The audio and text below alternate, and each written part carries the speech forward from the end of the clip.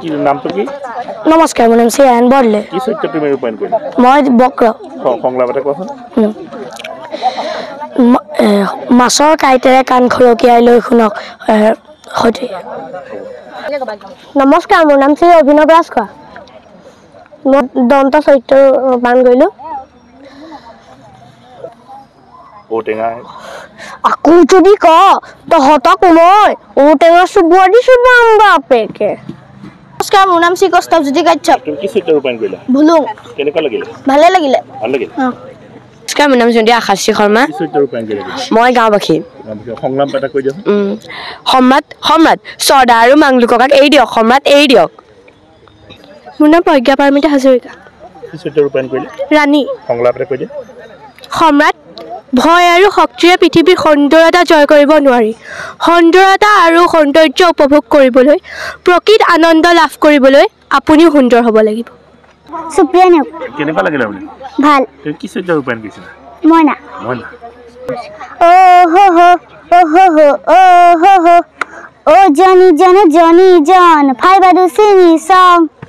Oh Johnny John, 5 by the sing song.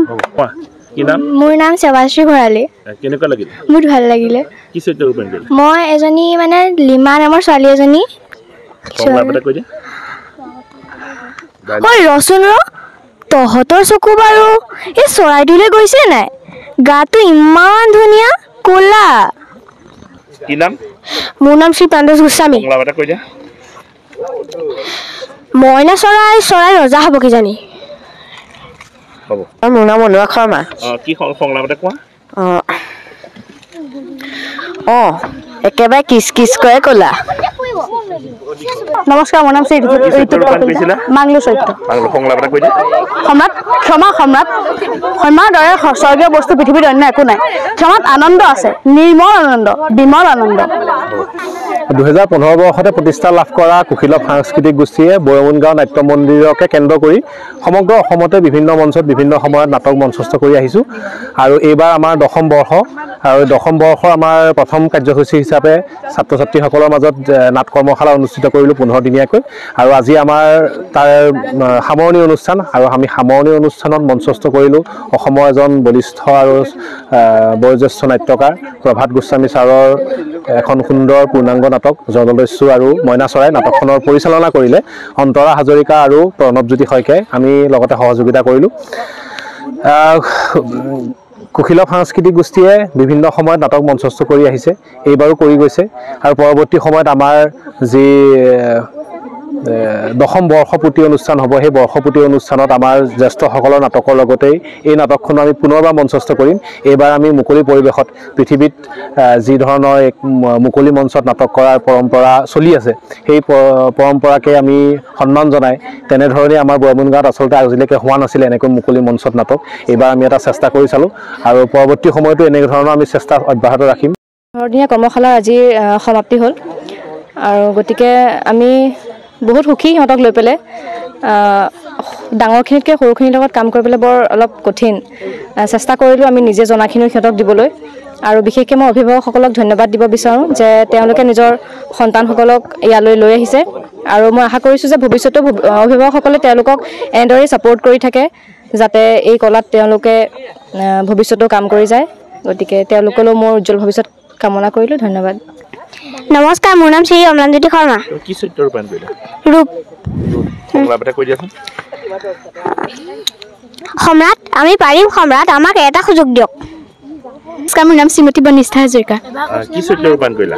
গাঁওবাসী। অকণমান সংলাপ এটা কৈ দিয়াচোন। নাই সম্ৰাট, তাৰ বদলি আমাকে ধৰি নিয়ক সম্ৰাট। নমস্কাৰ, মোৰ নাম শ্ৰীমতী প্ৰীতিশা ভূঞা। কি চৰিত্ৰ ৰূপায়ণ কৰিলা? চৰ্দাৰ। সংলাপ এটা কৈ দিয়াচোন। হয়, জাহাজে হয়, তাৰ মানে দেৱতা আহিছে। সকলোৱে শুনা, দেৱতা আহিছে, দেৱতা। সকলোবোৰ সজাই তোলা। আমি দেৱতাক সন্তুষ্ট কৰিব লাগিব, বৰ খুজিব লাগিব। দেৱতাৰ বৰ পালে আমাৰ গোটেই দ্বীপটো ধন সোণেৰে ভৰি পৰিব। যোৱা যোৱা। পৰিচালক অকণমান। পৰিস্মিতা শইকীয়া। মই চৰ্দাৰৰ হয় নি? সংলাপ এটা কৈ দিওঁ। নোকোৱা কিয়? কাৰ জাহাজ? তোমালোক মনে মনে থাকিলা কিয়? নমস্কাৰ, মোৰ নাম শ্ৰীমতী বৈষ্ণৱী দত্ত। কি লৈছিলা তুমি?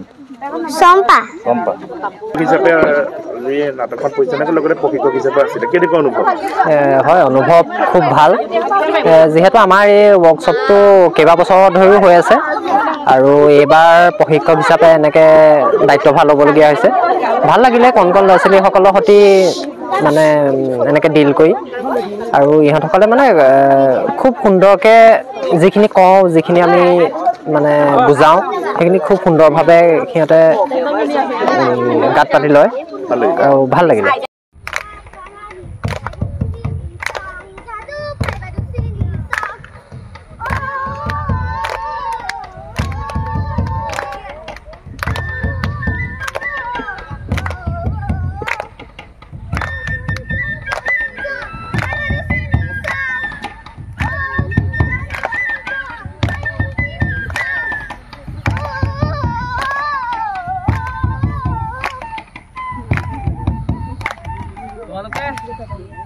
মোৰ চকু মুকলি কৰি